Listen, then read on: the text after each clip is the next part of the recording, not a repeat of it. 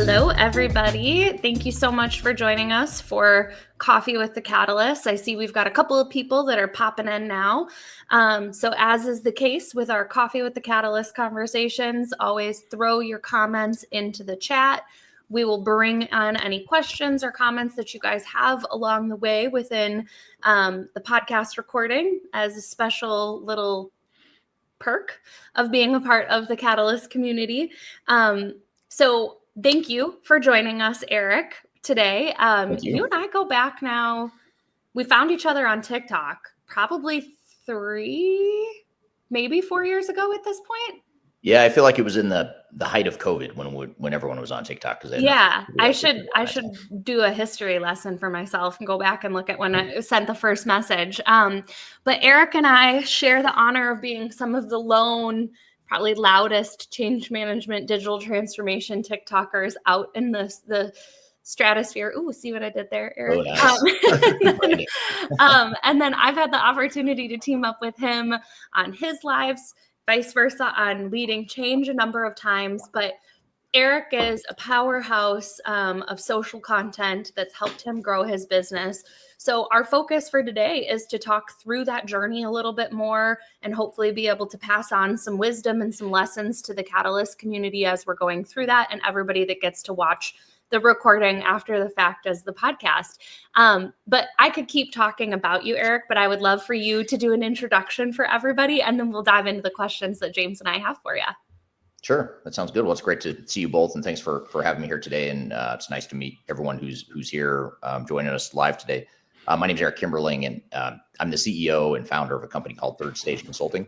We're an independent consulting firm that helps clients all over the world with their digital transformation journeys. And so we'll help clients through the entire cycle of helping them with the digital strategy and software selection, as well as the implementation planning. And then during implementation, we'll help provide program management, change management, process reengineering, architecture, and integration types of services to help through the entire life cycle of a digital transformation. I've been in the ERP and tech consulting space for about 25 years. In fact, it's all I know. So the good news is if you ask me anything about digital transformation, I could probably have a semi-intelligent conversation, but if it's something outside of that, I probably can't. But yeah, we could talk more about the growth and the marketing strategies and things like that. But that's just a little bit about my background. I started off at one thing that's worth noting. I started off at one of the big consultancies back in the late 90s, and I became jaded pretty early on and felt like the bias in the consulting industry was driving clients in some bad directions and some inefficient and costly directions. So that's what really was the impetus for me to start a tech agnostic and independent consulting firm that really just represents clients' best interests and doesn't represent or get commissions from or payment from software vendors. So I guess to get us started, I think it's helpful probably to go back to the very beginning when you started creating content. Probably, and you give us the timeline, because if I'm not mistaken, it was YouTube first, and then kind of flowing through, hitting timing right on both LinkedIn and TikTok. But if you could kind of start by sharing a little bit about what spurred you to start the content on YouTube once upon a time, and what that journey has looked like, kind of starting business development with a content approach. Sure. Well, actually, it goes back even further, pre-YouTube, pre-LinkedIn, all that stuff. Back in 2005, I started my first consulting company, which was called Panorama Consulting Group. And at the time, I was 32 years old, and I didn't have a huge Rolodex of past clients or contacts I could reach out to really drum up enough business to build a company around it. So I decided, well, why don't I just share my knowledge with the world? And so I wrote a blog. I started a blog about ERP projects, and talking about it now, okay, big deal. Everyone has a blog. But back then in 2005, there wasn't anyone really blogging about B2B type stuff. It was all blogs were still in their infancy, but it was mostly people writing, about movies and pop culture and films and stuff like that. It wasn't a lot of business application yet.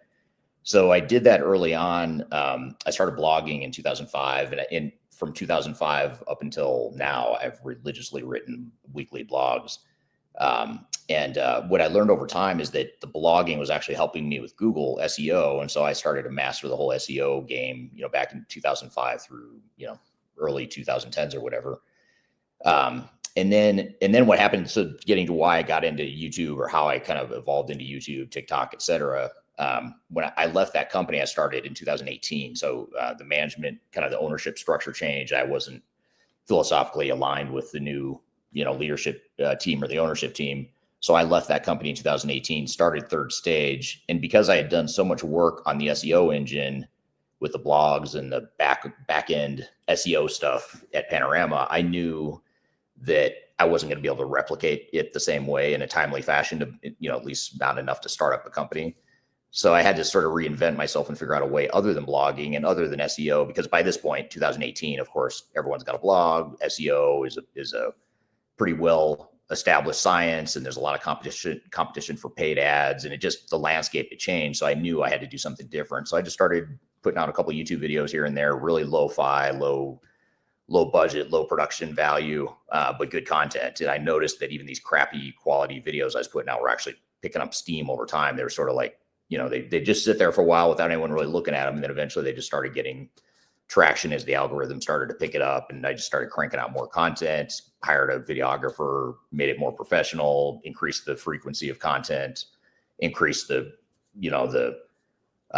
scope of the content we were putting out. So that's really how I got to where we are today. It was almost like a survival thing. It's like, I can't do what I did before Panorama. I've got to do something different. I actually hate being on camera. I hated it at the time. So here you are today. What's that? Here you are today on camera again. I know, I'm super uncomfortable. I'm sweating. I'm nervous. But no, seriously though, I didn't like making the videos, and it felt weird. But once I saw that it was starting to work, I was like, well, shoot, I kind of have to do it now. I mean, why wouldn't I? So I just kept doing it, and now I'm okay. I'm comfortable enough on a camera, but still not the most natural thing for a lot of people, I imagine. Yeah, and a question I have right off the bat from that is just what made you get started even with blogging? Because I look back at the same time period, and that's about when I started doing website stuff too, and having building a website, building a blog. And I know for me, it was strictly just like a passion hobby thing. Like it's going to sound nerdy, but you have to keep in mind I was back in middle school then. And I did it for like a video game blog. So I'd like post about video games and updates and releases and post patches on different, softwares and stuff. So that's how I got started with it, which was super nice for me to have that low risk, I should say, like venture into creating content, because it was mostly just blogging for me and my friends. And then, like, as you said, SEO did its magic. I got picked up with Google. I started getting a pretty good audience with my initial websites, but the first time I did it, it was very simple, and it was strictly just a passion thing for me. So I'm curious, what got you even into blogging in the first place? Well, it was really just a couple of things. One was what I mentioned before around not having enough of a network, a professional network at the time, to really feel like I could get some momentum with the new company. And so I thought, well, how else can I get my name out there? I'm not going to cold call. I didn't feel like cold calling people. YouTube wasn't even out yet. Blogs were just sort of taking off, like you mentioned. So it was almost like I was just trying to figure out a different way to get clients, because I knew I couldn't do it the traditional way. Because traditionally, someone leaves a big consulting firm, they go to start a new one, they take a bunch of clients, a bunch of people, prospects. They've got this huge Rolodex of contacts that they've established over decades.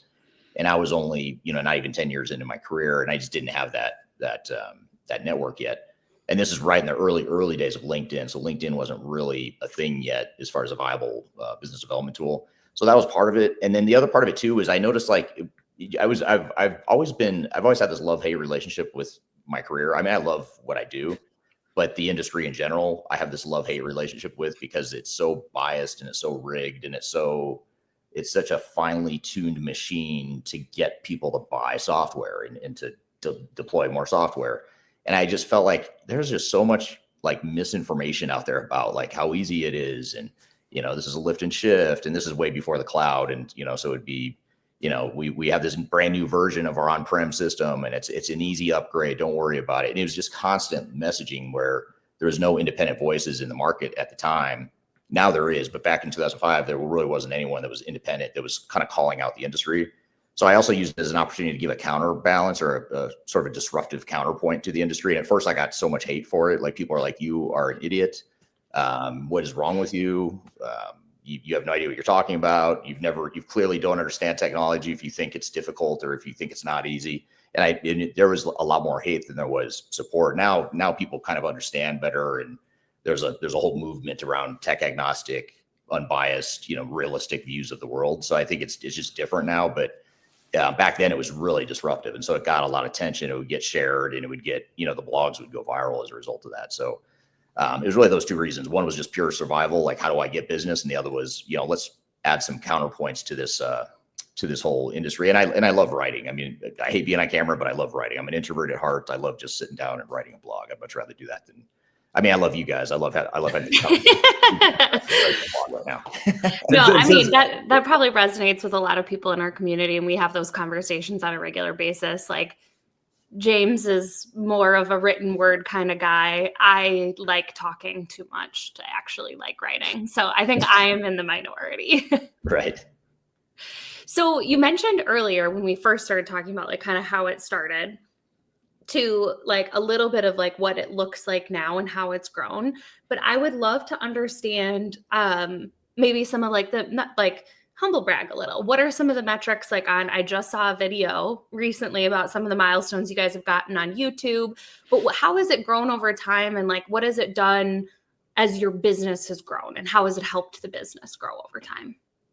Sure. So when I started Third Stage, I had the YouTube channel before, but I didn't really put much out there. I put a couple webinars and, just like I was a really light YouTube user. So in 2018, when I started Third Stage, I had the YouTube channel for a while, but I only had a handful of videos on it. And I think I had I think it was 200, right around 200 subscribers in 2018. And now I've got over 125,000. And I think it just hit 8 or 8.5 million. It's up to 8.5 million views now, total video views. And so it's been a hockey stick of growth. And it's all been organic.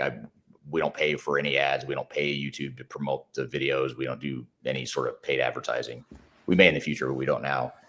But that was sort of the growth of that channel. And it's really all the algorithm just pushing the content out. And I think I've figured out like what kind of stuff is going to do really well on YouTube. And that in a lot of ways it's our secret sauce of our marketing. But the growth of the company, we started in 2018, April of 2018, our first year in business. I think we did $700,000 in revenue. And then last year we did 10.5 million or 10.6 million of revenue. So we've gone from, 0 in April 2018 to 10.6 last year. And this year we're targeting 12 million. So it's been pretty steady growth. And most of that is I'd still say 80 to 85% of our business is coming from people that watch my videos. And the great thing about it is I have these relationships and connections and influences over these people I don't even know until they reach out to us and say, hey, I've been watching your videos now for a year. Sometimes it's like, I've been following you for 5 years and now I'm a CIO and, I need help, and they reach out to me or reach out to our company or a team to help. So it's been huge. Without the YouTube stuff, I don't think we would have grown nearly as much. And in our brand recognition too, I think for a company our size, we're still under 100 people. I think we've got about 70 people right now on our team worldwide. So, but I think we're kind of punching above our weight class in terms of brand awareness and brand recognition. I think a lot of people know who we are, even if they haven't hired us or even if they don't work directly with us. So it's been huge. The video stuff's huge. It's just different. I like it as much as I like blogging. You can't build that same connection and credibility with people in the same way you can over video. Because people always say, hey, I feel like I know you. I feel like I've known you forever. I feel like you're a friend. I feel like we've worked together. So it just creates this connection that's hard to replicate anywhere else. Well, even with us, when we met you, we were like, oh, wait, this is the first time we're all in a room together. This is kind of weird. Sorry, James, I cut you off. I would say what's wild about it is just what you're saying, how doing this kind of strategy both makes you look bigger than you actually are and allows you to compete with like major consulting firms because you have such a dedicated following and you built that authority. But on the flip side, it also makes people feel like they personally know you at the same time. It's this weird, like double, positive dichotomy of what the content strategy does for you that I think people way underestimate it until they've done it for a while. And all of a sudden, like you're saying, people walk into a room, I feel like I already know you. It's a surefire thing. They want to hire you because they trust you so much, but you've never talked to them in the past. It's strictly they've just consumed your content and that's it, which I think is just kind of a wild thing. But until you experienced it, it almost seems fake until you actually experience that yourself. Yeah, it's totally true. And I know I had the same reaction to Emma when I met her, but people will have a similar reaction to me, like at a conference, and they'll be like, oh my gosh, I know you. I follow you on YouTube. And it's almost like this, I I call it like a fake celebrity status. Like people think they think you're some big deal. And it's like, I'm just a guy with a YouTube channel. You could start one too. And, any of you could be a bigger star than me. It's not like I'm something special. I have a YouTube channel. Yeah. My kids thinks it's cool. Like once I got over 100K, I got a lot of street cred with my kids because they're teenage boys. But then they said, Mr. Beast has, 10 billion or whatever, and 100,000 is nothing compared to Mr. Beast. So they brought me You're back. nothing. Yeah. The riches are in the niches, Eric. So, you're not doing weird videos for entertainment, but That's for ERP true. space, that's you. Yeah, we've got a couple of questions that came in from everybody here. So I want to touch on some of these before we get back to some of the other stuff. So Carrie was wondering from like the business perspective, do you see more flow coming in from like your YouTube followers or LinkedIn, or is it hard to kind of tell maybe between the two because people follow you both places? Yeah, there's a lot of cross-pollination for sure. So much so I think what usually happens just from the qualitative information, because I always ask people like, how did you find us? And if they say, oh, I watched one of your videos, I always say, where? On YouTube, LinkedIn? Was it a short? Was it a long video? Do you remember what video it was you saw? Most of the time, or a lot of times they can't remember. They just say, I don't know. It was a long time ago. I started following you. I was Googling something and I came across your videos. So I think that what happens is a lot of times people find the stuff on YouTube, then follow me on LinkedIn or some other social media platform. And I think that just sort of strengthens the bond that they started to build with YouTube. And then because I know there's a lot of people that are kind of bouncing around between platforms, shorts and long form videos and podcasts and live streams versus the 30-second videos on TikTok or whatever. So it's sort of like a web of content. I think that's why I always struggle with, like, I know there's a lot of marketing thought leaders out there that will say, just pick one platform and go all in on that platform and really build that momentum. And that is a way to do it. But in our case, it's such a slow burn in like the sales cycle and the credibility cycle. When you're talking about big enterprise purchasing decisions, it almost feels like having coverage across platforms, but knowing you're not going to go viral. I'm not trying to get millions of views, even though I have on YouTube now. That wasn't the goal. The goal is to reach CIOs and people that are making decisions. And that doesn't have to be 8 million views. It could be a few thousand if it's the right people. So yeah. No, I was too. It's kind of a combination of search plus social strategy, which and kind of like you said, like I hesitate to recommend people go on multiple platforms when they're first starting, strictly because they're going to spread themselves too thin from like an effort side of things. Yeah. But I know your background's obviously in SEO too, and YouTube is so powerful for search and being found that way. And then obviously, like you said, once they know your brand, then they can follow you on like the social side where it's more of a news feed oriented type of thing. So I think it's a powerful approach is if you can kind of hit both ends of it as like the following, audience building, as well as like the keyword intent targeting too. Mm-hmm. Yeah, absolutely. So Christian was asking, I think this kind of goes back to, so you talked about the transition from going from the blog to YouTube video content, and he's kind of curious. And I think that this also plays into nicely into one of the other questions that I had for you. What do you think the next thing is? Because I mean, for you, your live streams on YouTube, I've been on those. I see the comments you get, the engagement that you've got. You're still very, very relevant with YouTube, and that's helping a lot. Same with LinkedIn. Do you feel like there is another platform? Like, does TikTok feel like that? I mean, what are you seeing out there in terms of what you think will be the next thing? That's a good question. I don't know, honestly. I mean, I feel like there's enough platforms out there right now that are doing really well. I mean, between TikTok, YouTube, LinkedIn, Facebook, even Instagram to a lesser degree. We do Instagram, but we don't get a lot of traction there yet. But I think, honestly, I think it's the AI stuff has really allowed more content scale, and so I know everyone talks about AI and AI is the next big thing. I'm not a big fan of the AI generated content, but I do think AI can help you create really good organic content at a much faster rate and sometimes even more effectively than you could before. And I'm fascinated by how it's helped me really ramp up my content production just in the last 6 months or a year. So it's not really changing, the platforms or the distribution strategy, but it is evolving as a result of AI. It's evolving into, I'd say, a little bit more disruptive content because you can use AI to get ideas and to brainstorm and to find that right tone that you're looking for. And it also, with AI, you can reuse and repurpose so much that it makes it look like you're creating 10 times more content than you really are. Mm-hmm. So I usually, just to give you some context or like a little bit of the formula that we use is like the whole content strategy starts with YouTube longer form videos, either the 10-minute videos that are released 2 of those a week, and or the podcast interviews. I do one of those a week. And so it all starts with that content, and then that content gets repurposed. So we'll create blogs out of those videos. Those blogs will get distributed on multiple channels, and then the videos themselves get chopped up into shorts for TikTok and LinkedIn and Instagram, YouTube Shorts, all that stuff. And the short form videos are really starting to take off for me, at least, especially on YouTube Shorts. I mean, the YouTube Shorts are really picking up a lot of momentum right now. And so I've just recently doubled down on that, and I've just sort of just gone all in on the YouTube Short strategy. But but the good thing is it even though it sounds like all this stuff happening, and to your point, James, you can't spread yourself too thin. But once you get a system down and you get a cadence and you get into routine, and especially if you grow your company enough to where you can get a team to support you, we've got a team of 4 marketing people plus a videographer, that helps me do this, so I don't have to do it myself.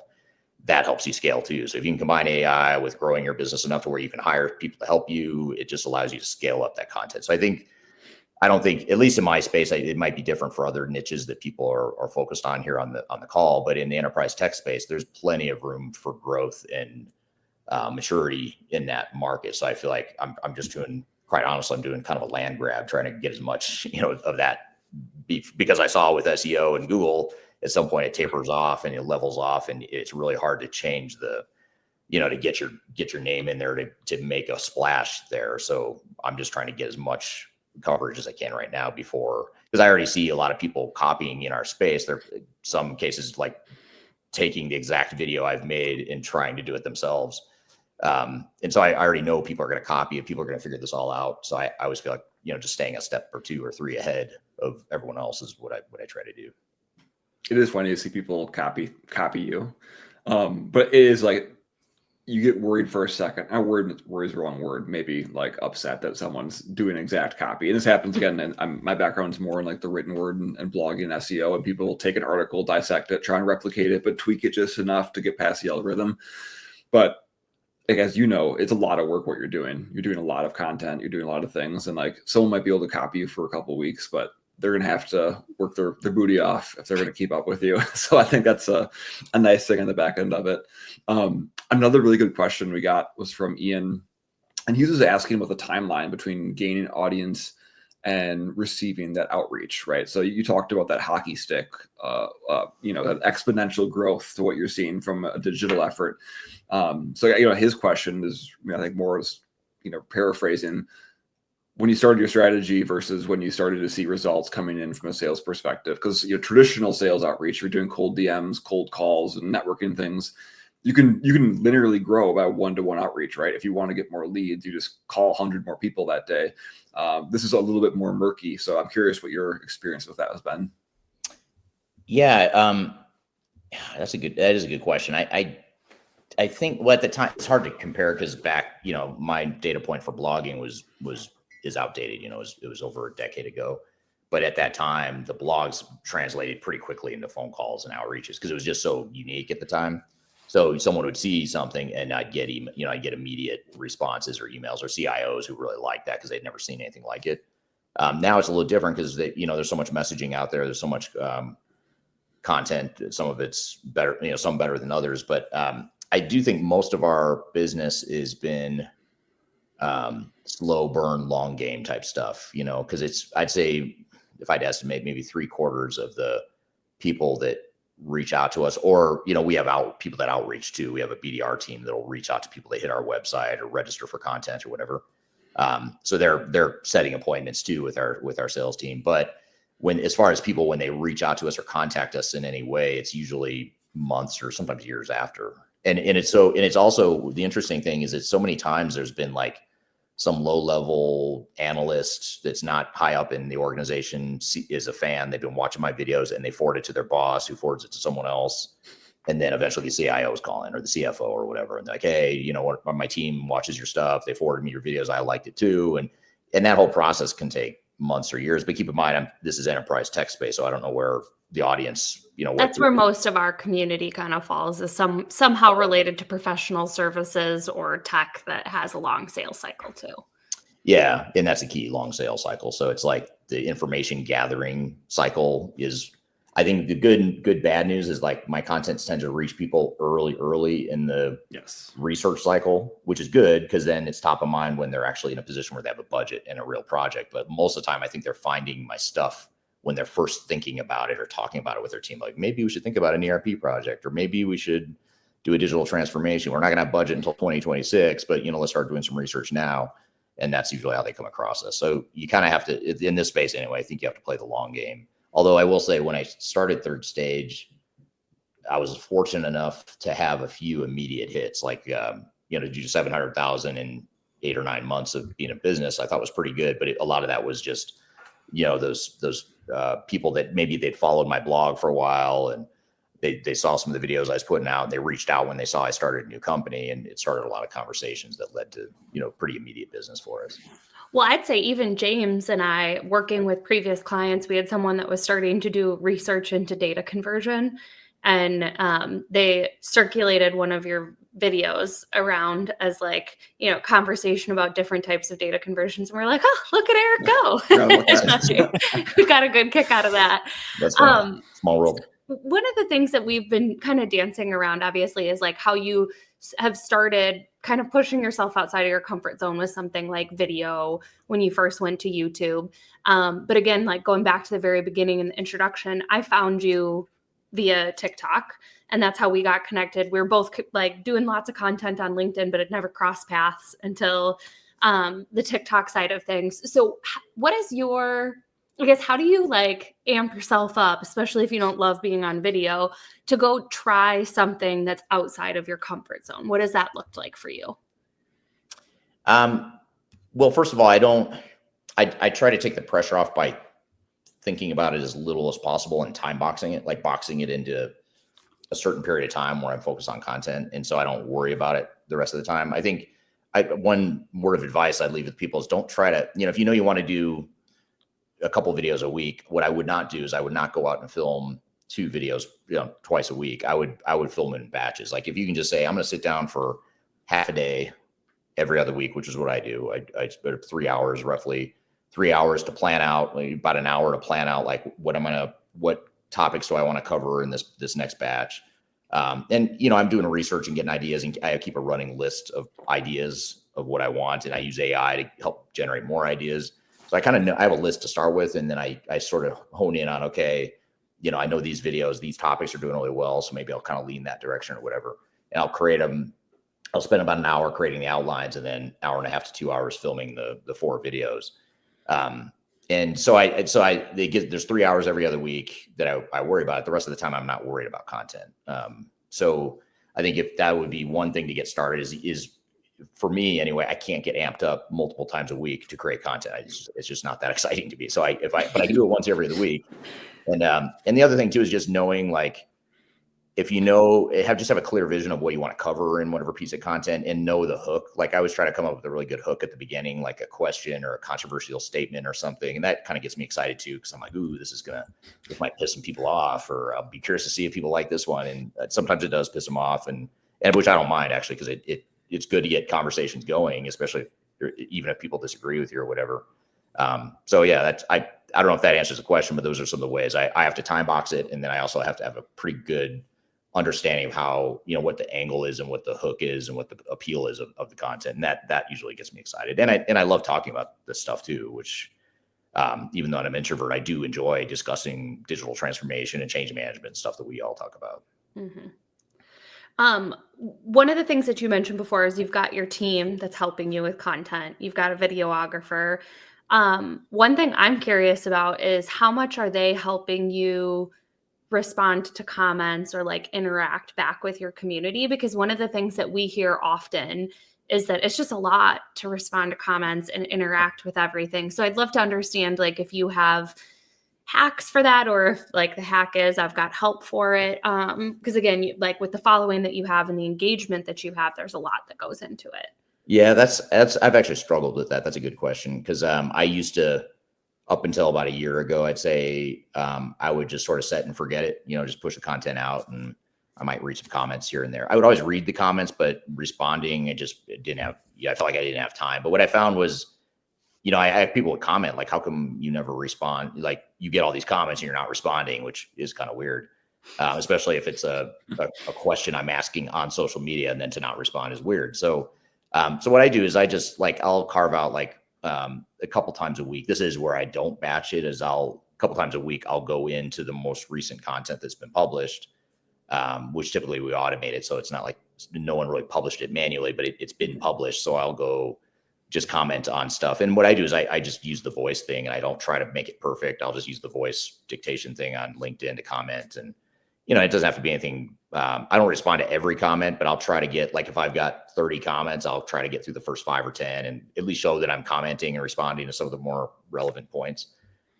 So it's hard. I actually do struggle with that a lot. So it's a great question, but I'd be curious. You respond to lots of stuff. I've noticed you're really good at responding to. I would say the hack is ADHD, Eric. Emma's just always on her phone responding to comments. That's what comes down to. That's what I usually do. Yeah, that's not true. I have scheduled downtime for at least 2 hours every day with our kids. But I will say I've got a lot in, like, I typically have LinkedIn open, and I will go in between meetings and stuff like that and quick respond to as many as I can. And so, yeah, Christian understands I'm working, James. I mean, when you're that's about being self-employed, is like, there's no working hours. You exist. And yeah, that's very intertwined. Yeah. Yes. But it is like, and the more comments you get, or the more engagement you get, like the more impressions a post gets, it's like a blessing and a curse, because there's no way for you to keep up with everything if something really takes off, or there's irrelevant comments that don't make sense for you to respond to, or that kind of thing. But I would say it takes up a lot of time. And like, I'm lucky that my brain can task switch quickly. So I can jump off of a meeting and have 5 minutes. The challenge for me then is like keeping it to the 5 minutes that I need before I go jump on the next call, and not getting pulled into the zone of responding or losing track of time. So I have a question for you, Eric. And you kind of already alluded to it because your BDR team, but you put out so much good educational content. You do all of your interviews. You have a lot of like top of funnel reach, right? What have you found to be really effective for converting people from that top of funnel into your actual pipeline? Again, there's obviously people who reach out to you via your website, they're starting a project and they're proactively reaching out to you. And you mentioned the BDR team following up with interactions, but have you found any kind of specific lead magnet strategy to be really successful for you guys? Yeah. One thing we've done that's been real effective is just any, premium content, so we'll put out content relevant to whatever, like there'll be some sort of lead magnet relevant to whatever the content is. So if it's about SAP, for example, we have a guide to successful SAP implementations that we'll sort of plug, is like, hey, if you want to learn more about this, check out this guide. We have a, lessons from 1,000 digital transformations ebook we have on our website. We capture the information when people download any of this stuff. So there's probably about a dozen major assets, marketing assets we use, and we use a different one depending on what the content is that's relevant to.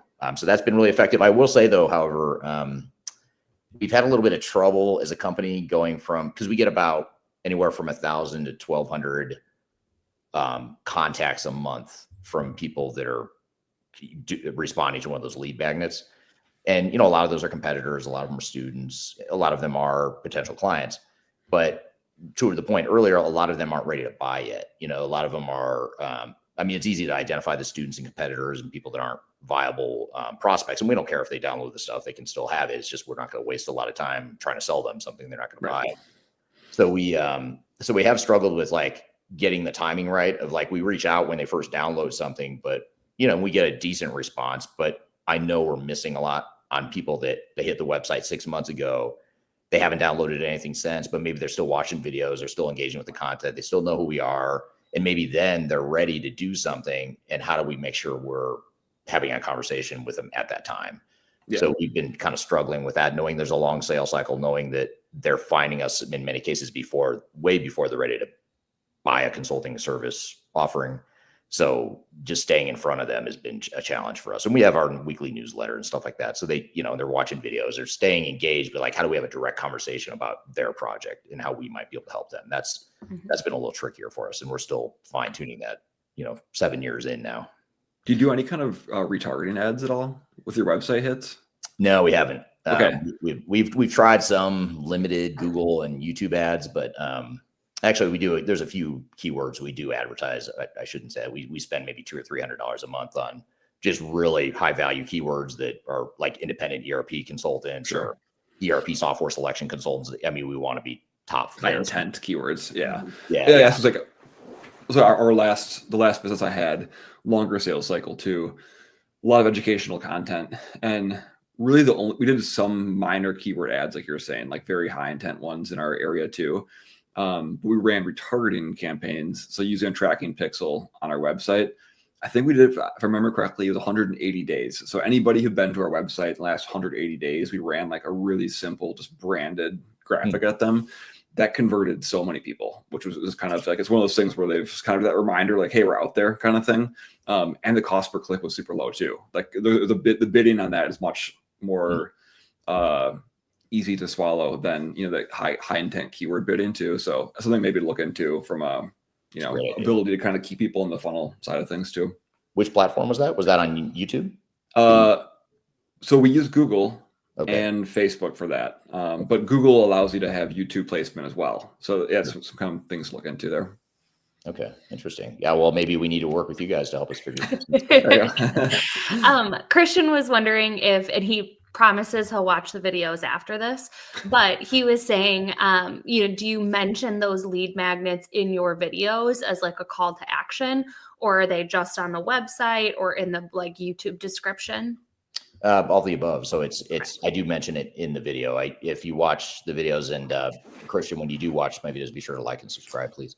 When you watch the videos, you'll see at the end of every single video I do, at least the 10-minute videos. I don't always do it in the podcast, the interviews, because the angle is different.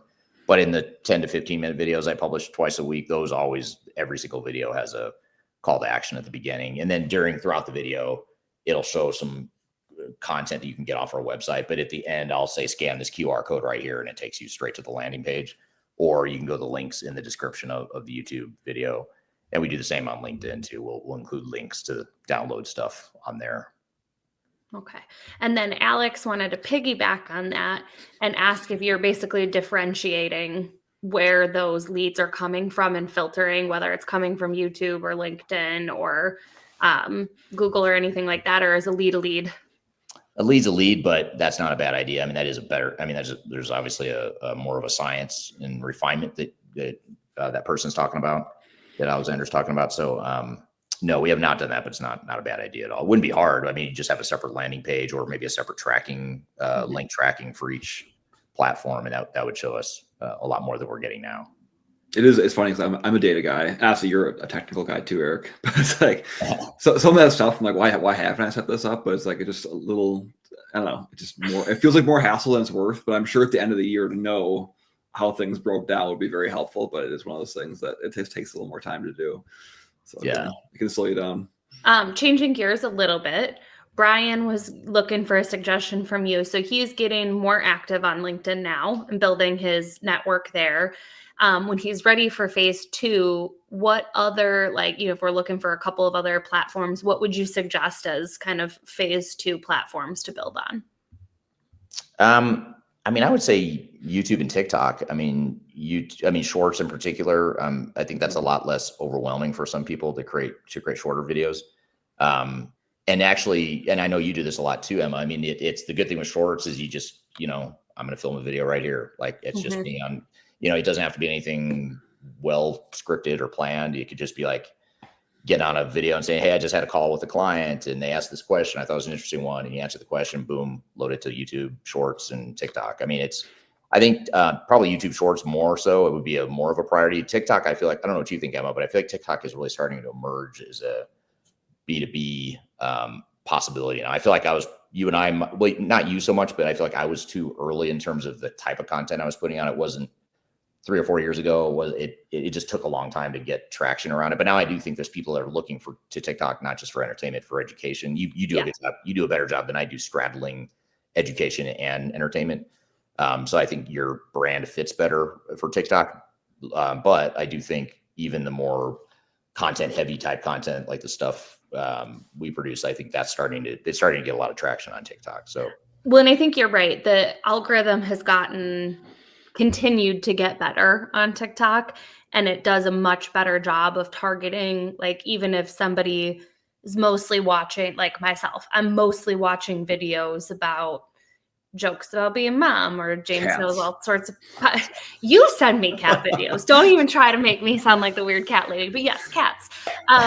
But then there's obviously like the other avenues of my personality that I think TikTok is getting better at, like pulling the nuances of those things and presenting stuff to people. So specifically, like the kind of more corporate or work related content gets sprinkled in as someone scrolling between their mom content and their cat videos and their fashion stuff. All of a sudden something about AI will pop up and they can relate to it because of work, and it shows up in a different light for them.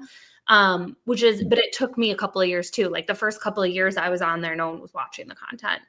And then I had 2 videos all of a sudden that hit the right way. And then I think it was able to categorize me the right way. But when no one's creating that content, it's not looking to categorize it with the algorithm. So now that more people are doing it, I think that helps. It's an audience though too. I think, Eric, you're right about that with TikTok. Cause like, I think back with any social platform, Facebook, for instance, it started with college, and then like some high school kids got on it, and then slowly parents got on it, and now it's an old person platform, right? Yeah. And Snapchat was the same way. I remember, Snapchat came out when we were in college, and that was a fun, exciting thing, and then it got a little bigger. TikTok's the same way. So I think it's kind of the natural arc of social platforms and digital content too, or like blogging is a prime example too. Like again, when you started blogging, when I started blogging, it was a lot of like food bloggers, and then like, I was one of them, like nerdy people, right? Who like had the know-it-all to like actually set up a blog of some type. But then it evolved over time to like reach a wider audience. So I think there is something to be said about that. And it's an interesting thought process of like, do you want to be an early adopter or not on a platform? Because if you're able, like you were saying, to kind of claim that land for yourself and start to build that audience, it could be super beneficial. But at the same time, you can waste a lot of time on platforms that are going nowhere, or, aren't where your audience isn't currently existing too. It's always kind of that ongoing thing that I always struggle with, is like, I'd like to be an early adopter, but at the same time, my audience is there. So I want to be over there too. Well, I will say, this is my nice little, there's Eric and I underneath change management with the search highlight from TikTok as the key creators talking about it. So being an early adopter is beneficial. And for me, the whole reason, going back to James saying people like aging into a platform, or a platform's aging, the whole reason I did it was when I was still in my previous job selling enterprise tech. I was having a conversation with my boss who had high school and college age kids, and he was on TikTok. I was not. I had an Instagram and was like kind of getting into reels, but not really doing anything on TikTok, and kind of like true millennial, like resisting the urge to go onto TikTok, because like, who does that? And he started talking to me about the salt shaker that he was influenced to buy while he was grilling because of a video on TikTok. And I was like, okay, well, if he's on it, he's the age and similar demographic to all of my buyers. So why am I not on that platform? And then I went and did a little research and was like, oh, there's not really many people. I think you were literally the only person when I searched change management or digital transformation that came up, which is how we got connected. But then when I started creating, the amount, again, still in my enterprise sales role in the insurance industry, the amount of chief claims officers that had kids that were in college, or, like COOs of large insurance companies that would come up to me at conferences and be like, I love your TikTok. I'm like, you're on TikTok? Like, I don't like, but there's the anonymity. So you don't fully know who's following you, but it definitely, it paid off for me big time to be an early adopter on the platform. Again, I'm not top influencer with millions and millions of followers, but it's bringing in revenue for us. We're getting clients. I had somebody this week reach out to me who I was not connected with nor shared any connections with on LinkedIn, who wanted to chat about doing a project strictly from TikTok content. So it definitely like makes a difference. Yeah, there's just such a high degree of trust and likability, that goes along with it, especially the way you create content. Like people, I can't imagine there's anyone out there that's not going to like you watching. Oh, no, don't worry. I get plenty of not nice comments too. TikTok's actually a pretty harsh crowd, I found. They're more jaded. I don't know what it is about the TikTok audience, but they seem more jaded than like the YouTube Shorts audience. I get a lot more negativity there. But to your point, though, I think an interesting stat is I had always viewed TikTok as a long game and more of a recruiting tool. Like it has been good for younger, especially people earlier in their career that we want to hire as consultants and sort of having them come up the ranks. It's been good for the recruiting purposes for sure, because we've had a lot of people say, "Hey, I saw your TikTok and I love your philosophy as a company. I'd love to work for you." And there's value in that too. It's not just finding clients; it's also building these relationships with future team members. But we did just about in the last 30 days, we got our very first prospect that we identified as a TikTok lead. So it was someone who said, "Hey, I was watching your TikTok videos and I'd like to talk to you about whatever." And it was actually, it was a CIO that was a bit older, skewed older than the average TikTok crowd. So I think you're right, though. A lot of the kids that were, COVID kids or whatever in their 20s and during COVID, they're going to be CIOs at some point, or at the very least big influencers within the organization. So there's value there. But you do have to, you said something really interesting, Emma, that I think is really important for the audience to maybe unpack a little bit, is the not being discouraged by those early metrics. Because I guarantee if anyone here goes and starts a YouTube channel or TikTok channel and puts out a video, it's probably not going to do anything. It's probably just going to sit there and it's going to have 5 views, 4 of them are you, and 1 of them is your mom, and no one else is watching it. And over time, what I found is some of that stuff that just sat there when I first put it out, over time, it just gets this hockey stick once the algorithm figures out, maybe it's your point, Emma, once it figures out how to categorize you and what you're all about, it'll start pushing it out to more people. But you have to get over that discouragement of, I'm talking to no one. I'm making all this content, no one's watching it. You just have to know that they will eventually. I have some really old videos that suck. They're terrible. And then now they're getting like tens of thousands of views, and like from 5 years ago. So, which I'll say it's a good thing though too. Like if you're intimidated, I think, to create content, the good news is when you first start creating it, no one's going to see it too, right? It's not like it's not like you have a giant audience that when you make a mistake or your editing's bad or whatever. But on that same thought process, so something we were talking about earlier in our community today was just the distribution of impressions and engagements across posts. I'd be curious to hear your experience with this too. But I was just saying, like, in general content that you create, you typically have like an expected range of impressions or engagements, right? A minimum and a maximum that you typically get on an average post. But then you have some that just blow up like crazy, right? Like it's the 80-20 principle on steroids when it comes to digital content. So much of it is just like you're saying, getting started, you're putting out this content, but it's getting very, very low views, very, very low engagements. But eventually you will get one that gets a crap ton of engagement and tons and tons of views. Has that been your experience as well? I'm sure we go to your YouTube channel, hit the popular button, but I'm curious what you've seen on your side of things. Yeah, I mean, a couple things. One is I'll pull up my YouTube and I can pull up some exact metrics, but when you put that stuff out there, I haven't, especially early on, it's so hard to know what's going to hit. I don't know, like Emma, did you know those 2 that you said went viral? Did you kind of have a feeling that might go viral, or that's it? No, now I have a sense, like I can tell after something starts, like the first 2-3 hours, I can tell when something's building in an unnatural, like, oh, like that one might go. But the first couple of times, and like we were also talking about this, and both Ian and Christian are on with us, so they'll appreciate this. Like James gets the like every 30 minutes, like, oh my gosh, are you seeing this? Look at how many people have watched this now. Like that moment when you're going viral, like, but the very first video I had reach 1 million, I just created like a really quick stitch talking about something I talk about all the time. And it was the importance of soft skills and how you need to build soft skills.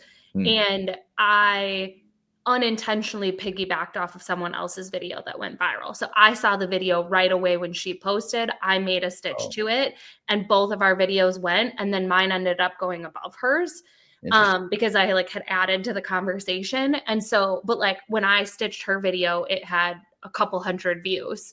So there was no way for me to like actually know that was going to hit. And then I've created a whole lot of memes that I think are hysterical that do not go viral. And others that like I think are funny and then go viral. And I'm like, oh, well, that wouldn't have been the one that I picked, but all right, let's do it. So yeah, that's why I think that's a good point. I mean, it's almost like you don't want to overthink it or over. I mean, I know there's a science to all this, right? But there's also this art that you can't quite know exactly how it's gonna unfold. So. Alex said that on his YouTube content, he almost exclusively makes videos expecting the views and engagement to come in like a year after it was first posted. Because he's shared with us in the community, he's had many of those, all of a sudden hockey stick on the back end way after creation that have helped the business a lot too. Yeah. Yeah. And back to your question, James, I mean, that if I look at, if you just want like an average of like what views are happening here, like my most popular video it was published 4 years ago. It has 342,000 views. And I have probably a dozen that are over 100,000 views. But I'd say the average, I don't know, recently my channel has been sort of hitting another growth burst.